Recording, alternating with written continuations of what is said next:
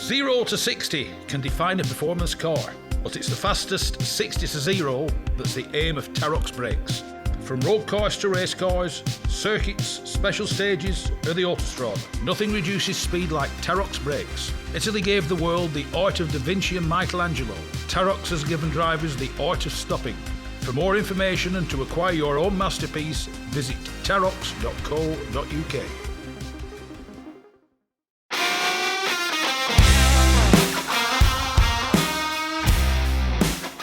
Yes, it's me, Mark Stone, and this is the Backseat Driver Podcast. It's the fastest, it's the friendliest, and it's for all the family. The Gaz Shocks 116 Trophy and 120 Coupe Cup are the fastest growing race series in the UK, taking in 6 one-hour races and 8 sprints at all the top circuits. Visit 116trophy.com to find out more and get yourself behind the wheel.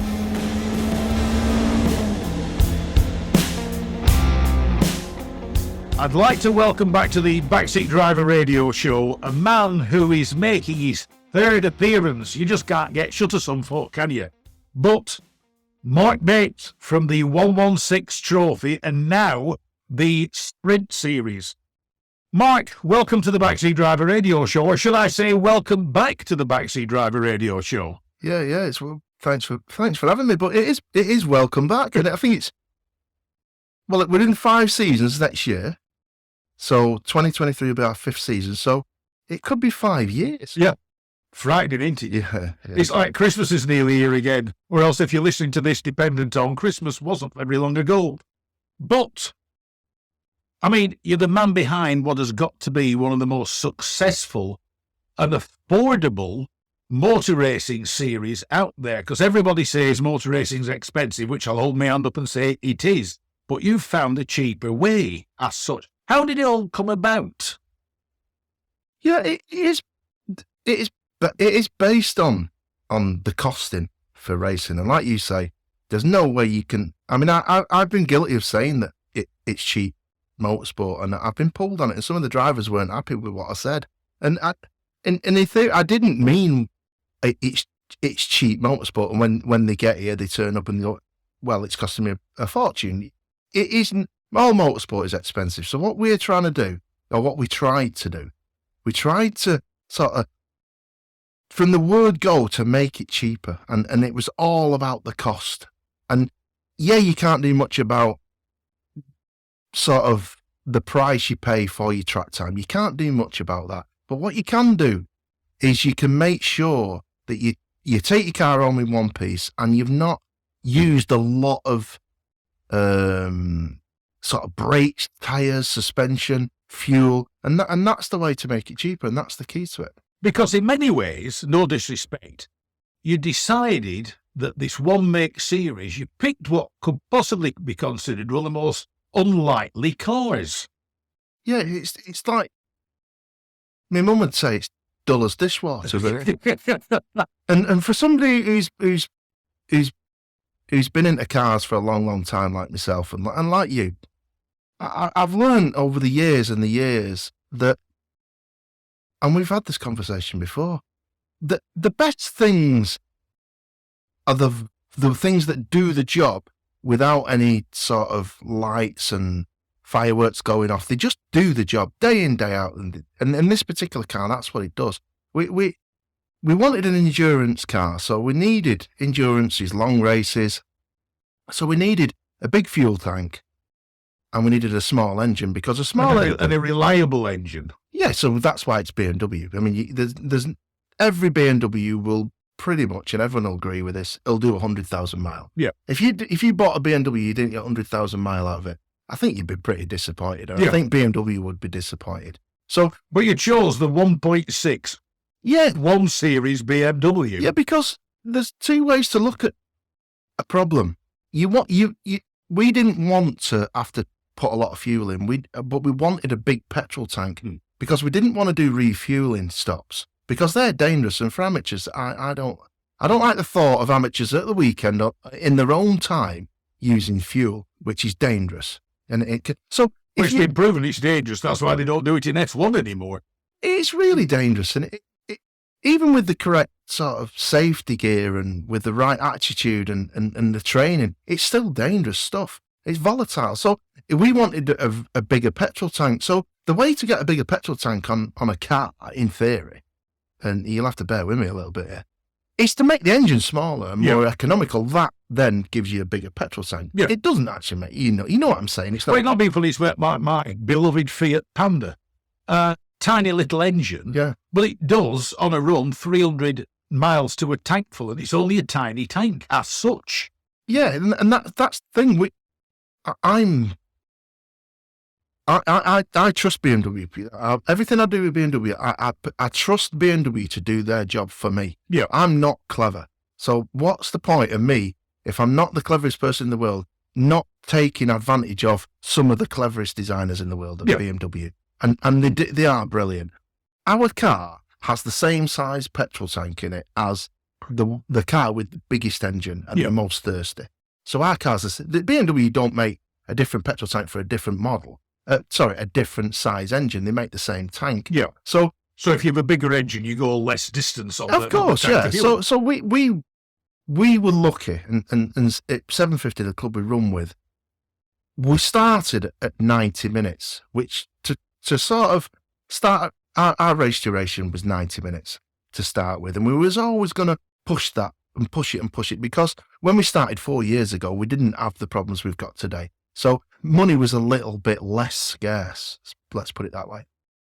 We always wanted to push the series. So we'll do a 3 hour, we'll do a 6 hour race, we'll do a jamboree job. You know, but people can't afford that now, and that's fair. So we started with the 90 minutes, and we're lucky that our car will do 90 minutes, which is an hour and a half flat out, which is on its tank of petrol. On the tank of petrol, it'll do the same tyres, the same tank of. So it's one tank of petrol, one set of tyres. Your brakes are fine.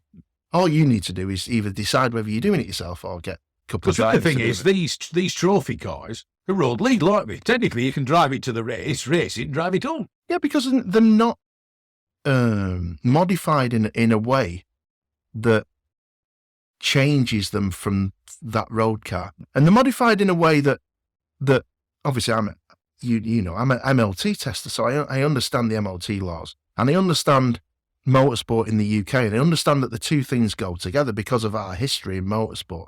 Our history in motorsport is rallying, and then there's a part of the British MLT that actually allows rally cars to go on the road. It's called, it's a section in the MLT. It's called heavily modified vehicle. Now that states that the car has to have a roll cage in it and no back seats. So when I designed, the other thing it lets them get away with is very, very tiny number plates, which the rally cars are allowed to run with. Yeah. Well, there is. It's a section in black and white, and it's legal that you can MLT a racing car. So our car, in its design and in its regulations, will pass an MLT. Yep. And that's specifically done, sort of reverse engineered it from the MLT rules. So it's very similar to a rally car. So a rally car in the old rallies, I mean, you know rallying better than me. I'm not an expert on rallying, but I presume that in the RSE rally back in the day, you had to drive between. Oh, yeah. And that was part of the rally, wasn't it? Some of it's called liaison or whatever, but from stage to stage. And even today, you drive from stage to stage. The car has to be legal because at the end of one special stage, it has to get to its next special stage and it has to drive there. They don't trailer them. Well, so that makes sense. So that's why the British MLT rules have this section in it. Yeah. Because otherwise, you imagine rocking up to an MLT station with a rally car. I mean, even when I take my cars to MLT them at work or wherever I'm working at the time, the other MLT, they look at you and think, I'm not MLTing that because it's not going to pass. But it actually is. And within these specific regulations. Within these regulations. And the regulations state roll cage, no rear seat. And then as soon as you put a roll cage in a car and you remove the rear, I hope I'm not telling people to start putting roll cages, stripping seats out so that you can get away with the MLT. It still has to pass everything else on the MLT, but it then can have harnesses in it, and it doesn't have to have the airbags and things like that. So that's they don't have to have a number plate light. Well, I wouldn't go that far. No, seriously, a rally car does not have to have a rear number plate. Well, there isn't. I mean, we're going down the MOT route. It's like, you don't actually have to have lights on a car. You can actually have a daytime MOT certificate, which is bizarre. But I think this is back to, and I do think it's heavily sort of, these rules and MOT are from motorsport from back in the day to allow these certain cars to be on the road because of the, like you say, because, this country's serious about motorsport. And it's one of it's something we are the best at, motorsport. Well, the one thing about your 116 trophy cars is they're all identical. So if you've got a bigger wallet, if I have a bigger wallet than you, it doesn't mean I can go any faster because my car is identical to your car, down to its wheels, tyres, brakes, roll cage, seat, and every mortal thing. So the cars are identical. And I know it's one of the things you do. You keep an eye on them, don't you? If a car suddenly appears quicker than everybody else, would you like to come here? Yeah, not as anybody's done it, I don't think. No, and people sort of get slightly frustrated with me. And some people, when they're new and they come in the trophy, I think they think that when cars are checked out, there's going to be people taking gearboxes out and people, overly sort of policing it. But they do police themselves quite well. Yeah. And back to where we were a minute ago with the fuel tank. If you think about it, the cars will do 90 minutes on a full tank. Yeah. Now, if somebody's going faster than everyone else and he runs out of fuel, he's not going to finish the race. And we know he's cheating because you know as well as I do, a more powerful car uses more fuel. Yeah. And we're running to the limit on that. So, in theory, to cheat, I'm not telling people how to cheat. You would have to extend the fuel tank. Yeah. You'd have to put more fuel in it because fuel equals power. And if you want more power, you're using more fuel. Well, let's put it this way, quick aside. I won't mention the name of the man or the team, but people used to wonder why his cars were a lot quicker than everybody else's until they discovered that they used to put nitrous oxide in the roll cage. Well, the people, mate, people will... There's ways of cheating at everything. There's ways of cheating, but it's like you said, the rest of the drivers, the rest of the teams will probably sort it out themselves. They probably won't need to come to you. No, because we know who. I mean, like, same 5 years we've been going. It'll be the 5th season next year. We know who's quick. Yeah. We know if somebody comes and they're quicker, and you can look at a car, how it's built. If it's been spannered quite, amateurish. Yeah. And then it's a brand new driver, and he's quicker than our drivers have done, I don't know, 50 race miles in their car, and they're good, then we instantly want to have a look at the car, don't we? And obviously, let's say them again, though. If they can get, we go underneath and they've welded extra parts on the plastic welded another fuel tank on the side of it all. So it's a great little car, and it's not all engineered from the beginning. We've been so lucky with it. The car really has been the star of the show. And the beauty of it is, because it's a 116 BMW, and they're the original 116 BMWs, the donor car is not an expensive car to buy. No, and this is the key. I don't want to tell people how I design race series because I feel it's my little secret, but it's all about the car. Yeah, it really is. If you're gonna do a sport, you've got to wear the right shoes, and that's our car.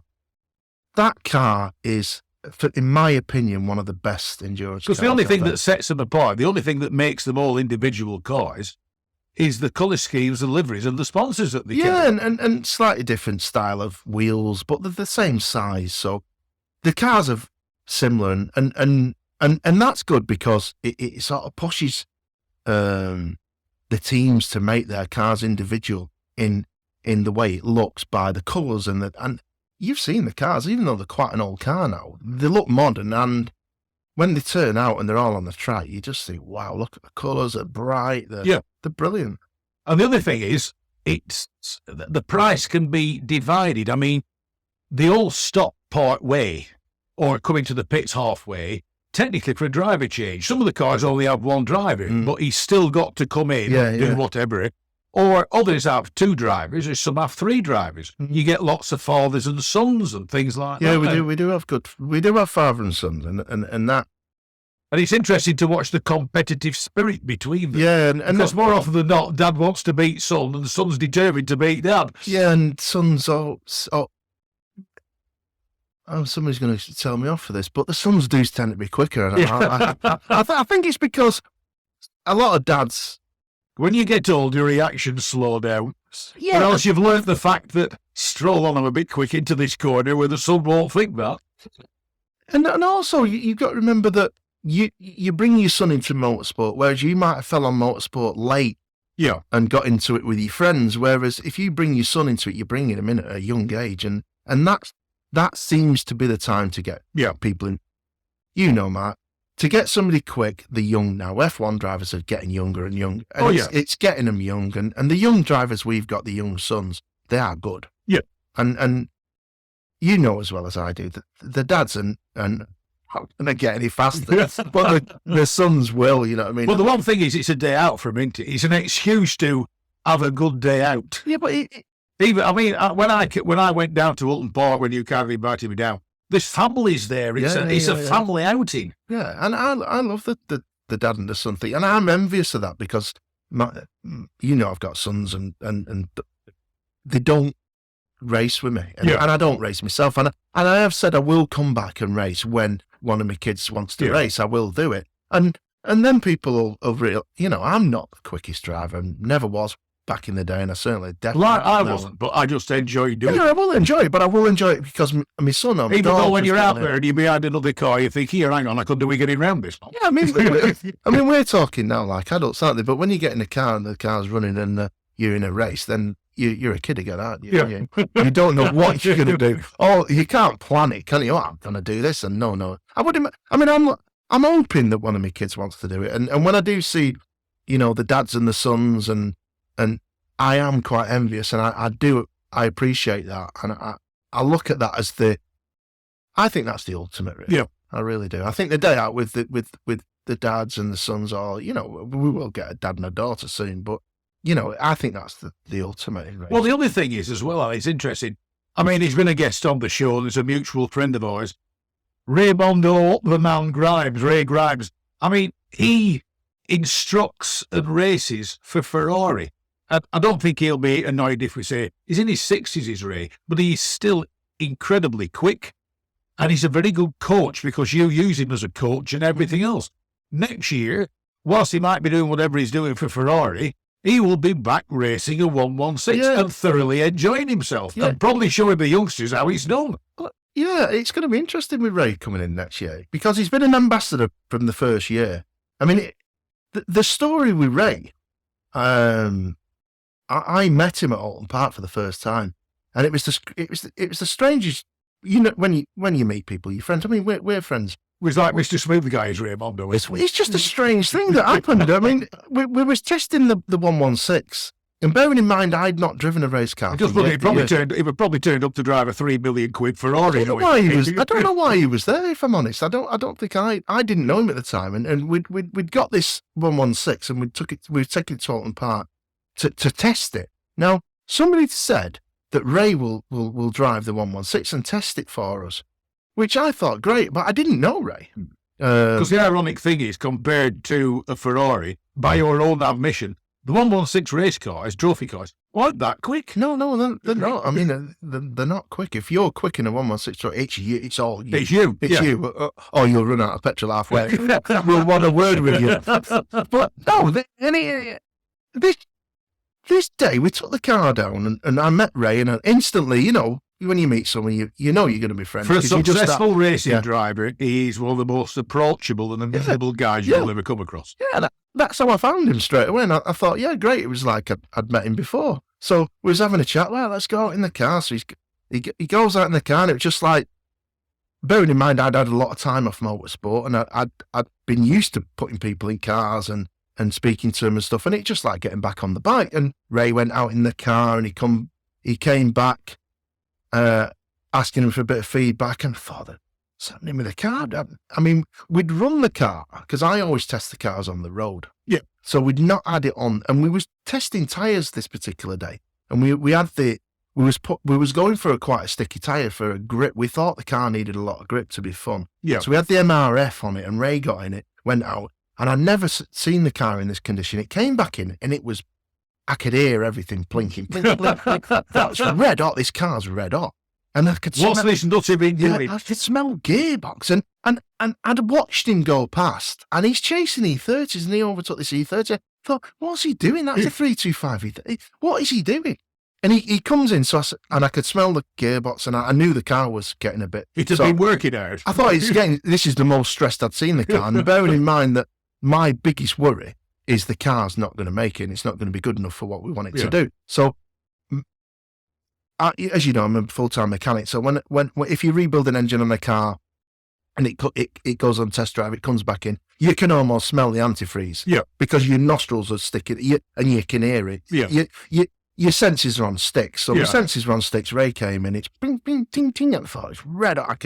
I could almost feel the heat from the brakes. I could smell the gearbox and the diff.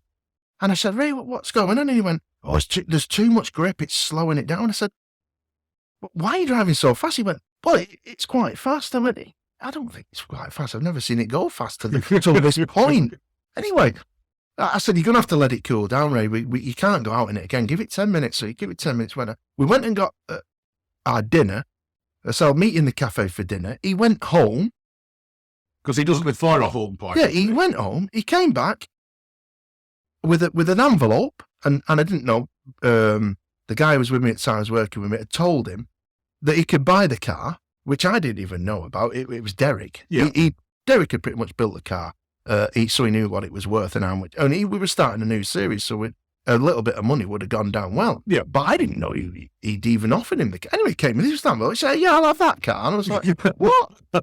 He said, the trophy car, I'll have it. It was, and Derek had called it Beryl. Yeah, his car. because he always refers to, when you talk to Ray, he talks about Beryl. It's his trophy car. 4 years later, he still uses Beryl for his instructing. Yeah. It's the same car that he bought on the first day it's in. So it's sort of, when you look back now... And not being funny, he hasn't done a lot to it. No, it's the same car. Yeah. And when you look, we're looking back now, sort of fifth season next year, I keep saying it, but there's a point to me keep saying it.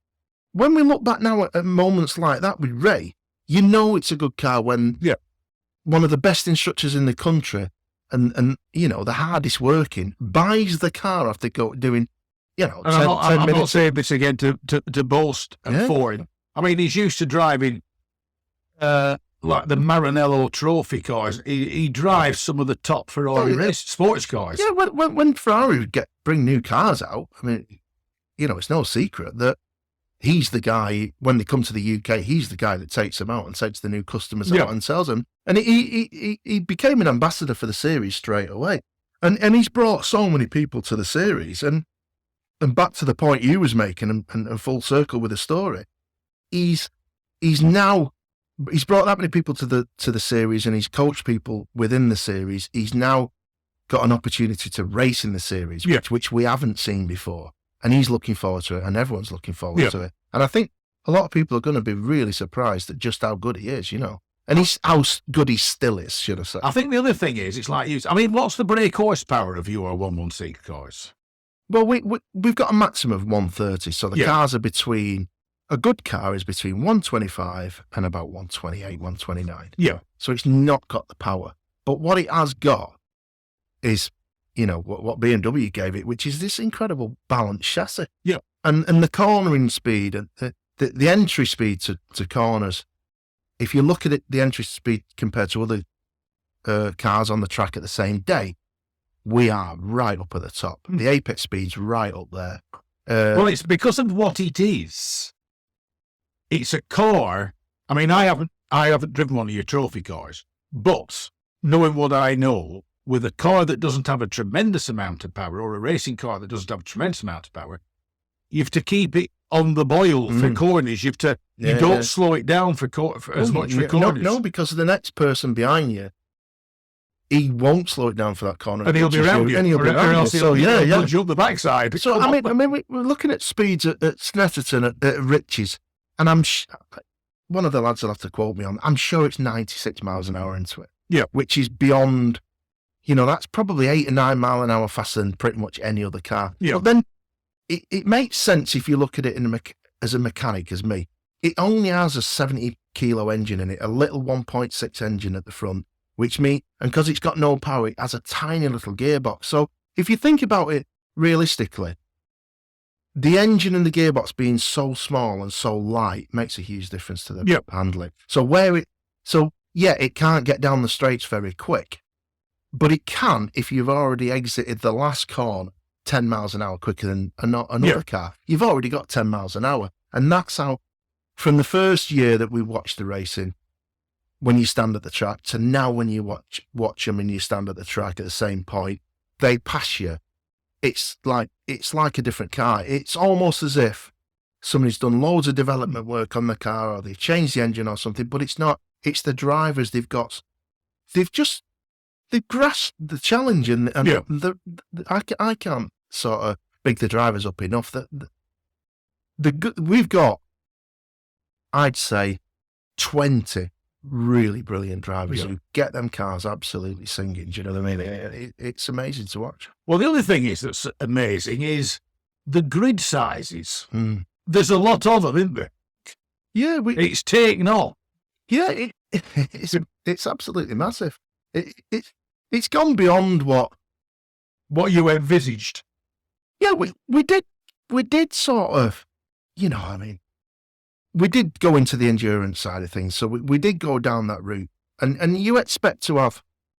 expected to have a good series, but to have one that's one of the biggest in the country and the most talked about and the most well known as well, that's quite that's important. And the grid sizes are massive, but the thing with our grid sizes, they made up the grids of quite a lot of the hardcore, which come most races. But then just put in, I think a lot of them probably entered to have a bit of fun, to enjoy themselves. But as time goes by with any racing driver, all racing drivers suddenly there's like a switch thrown. They suddenly don't want to be there to make up numbers. They want to be there to do something. Yeah. Everybody comes basically for the crack until they get in the car. Because that's the aspect where you were talking about. It's a highly amusing day out because they're all having a laugh and a joke. But there's this look of steely determination appears when they climb in the car in the paddocks, ready to go out. Yeah. I mean, when you came to Ultimate, I think we had 43 cars and 70 plus drivers, which is mad.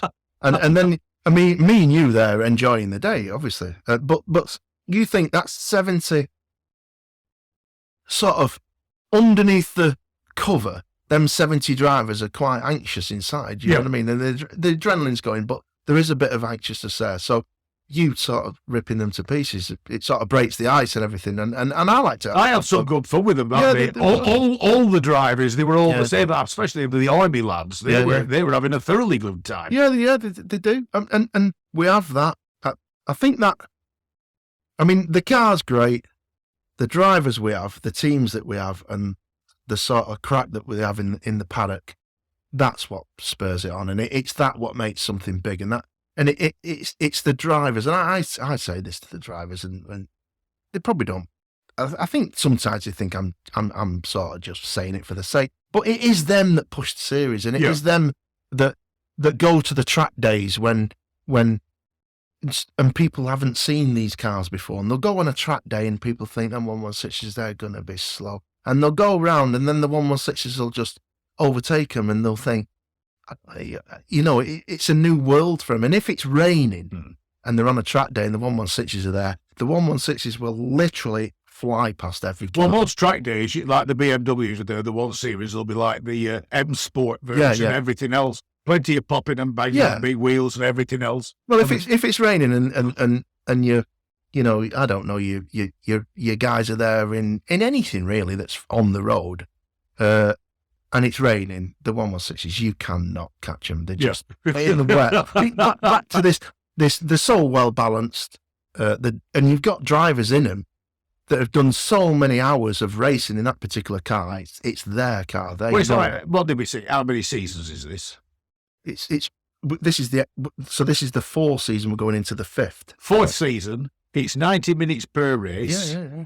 And they're all out there. There's been plenty of races. So they've all had a lot of track time. Yeah. And you've got people that have been there from the start, and you think, like, if you worked it out, I mean, on average, you're probably 30 hours race time in one particular car. You know that car. Yeah. And if you're... Plus there's a practice and qualifying and everything else. It's probably... And the track days that they do. They know the vehicle, and I've watched people struggle over the years to get quick in the cars. And certain people have come in and just been quick straight away.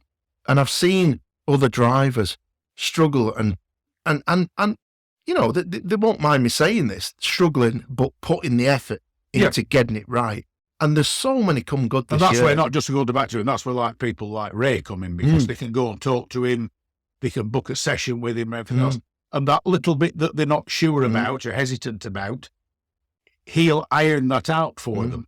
Yeah, having a driver coaches or using different driver coaches or just have somebody sit with you is really key, because it's not about it's there's so many tricks in, as you know, driving racing cars. There's so many little tricks, and some of the drivers have been just off the pace a little bit, and they probably can't work out why. No, and you can see it just change, and they'll have a good race, and then that's them. They'll never go back then. Yeah, and we've probably got, which is I think is pretty unusual. We've probably got 20 cars that can make it into the top 10. Yeah. And then we've probably got about another 10 that can make it into the top 5.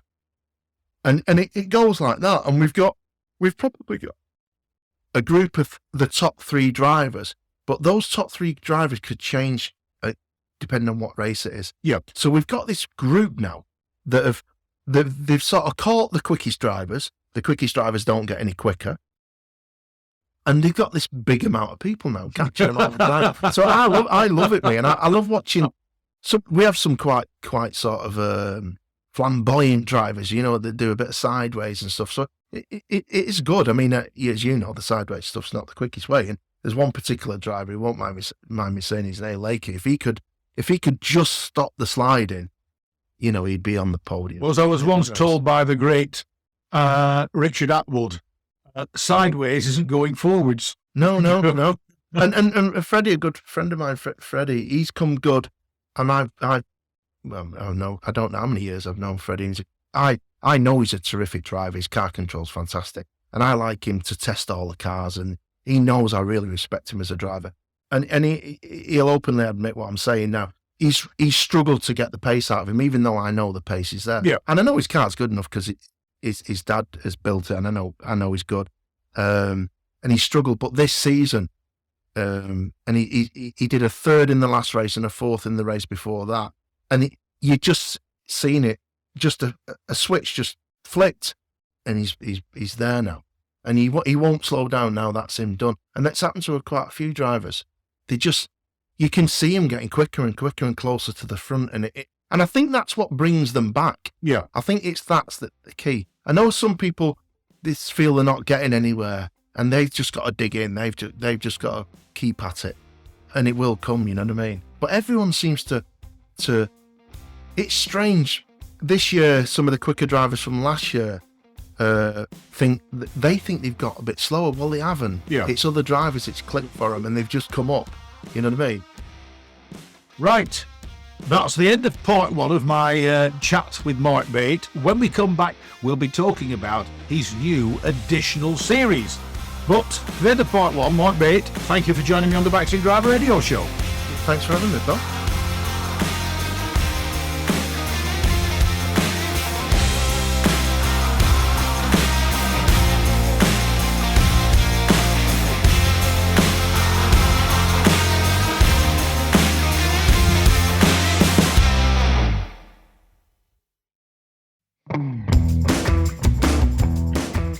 Rarely beaten on price, never beaten on service. Whether it's cars, bikes or commercials, Hoddy Tyres are the best in the business. And when it comes to tyre expertise and advice to supplying the correct tyres for your vehicle's specific requirements, nobody comes close to David Lakin and the Hoddy Tyres team.